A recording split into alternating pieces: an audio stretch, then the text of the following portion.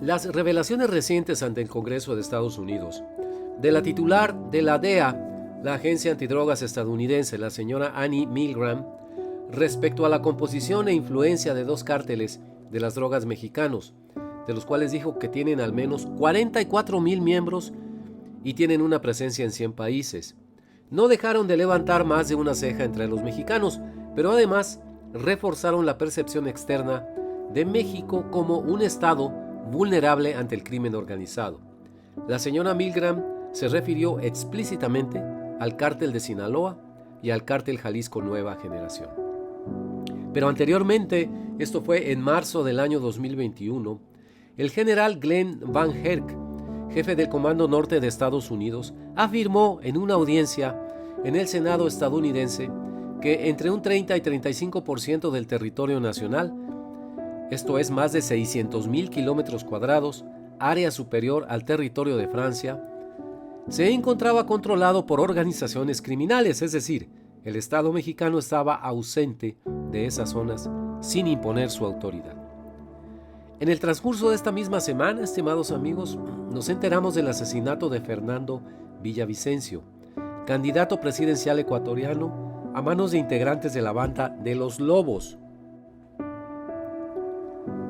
asociada presuntamente a narcotraficantes mexicanos, cuya guerra contra el cártel rival ha sido llevada a Ecuador, esto según notas del interesante portal Infobae.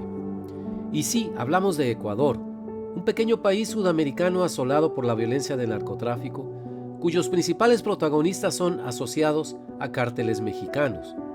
Es decir, ahora resulta que exportamos exitosamente el know-how de la violencia y las drogas de los narcotraficantes mexicanos.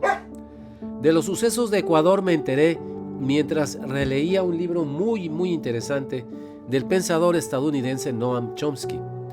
Su libro titulado Estados fallidos, el abuso de poder y el ataque a la democracia, que fuera publicado en español en el año 2007 por Ediciones B, en donde se refería al concepto de Estado fallido como una categoría analíticamente imprecisa, pero fácilmente reconocible para el público en general.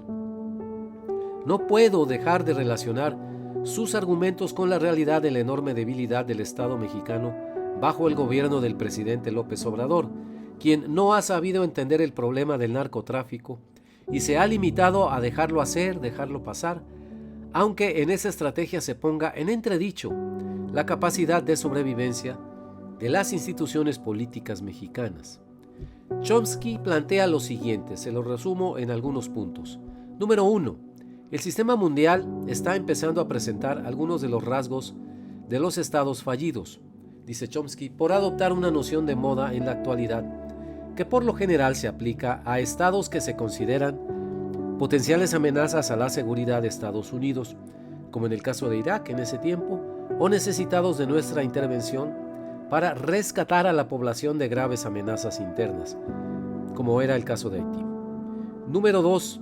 Aunque se reconoce, dice Chomsky, que el concepto es frustrantemente impreciso, es posible identificar varias de las características primarias de los estados fallidos. Una es la falta de capacidad o voluntad para proteger a sus ciudadanos de la violencia y tal vez incluso la destrucción.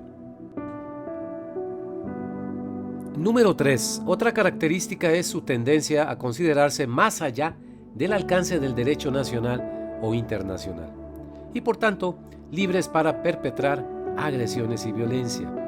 Número 4. Además, si tienen forma democrática, padecen un grave déficit democrático, lo llama Chomsky. Déficit democrático que priva a sus instituciones democráticas de sustancia. Bueno, hasta aquí estos 4 puntos.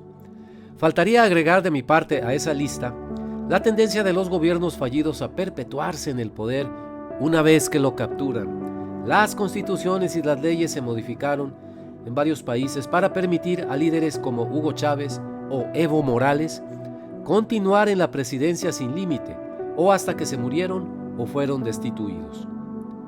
No es lo mismo Haití que México, por supuesto, amigos, pero aún guardadas todas las proporciones debidas, es difícil argumentar, digamos como un ejercicio intelectual, que México no es un estado fallido, pues cumple cabalmente hasta el momento todos los rasgos de la lista de Chomsky y lo que nos falta hasta la elección presidencial de 2024. Les propongo lo siguiente: cada quien haga su lista, si México es un estado fallido o no, para contestar esta pregunta precisamente. Cada quien saque sus conclusiones respecto a lo siguiente: ¿es México un estado fallido? Espero sus respuestas. Muchas gracias.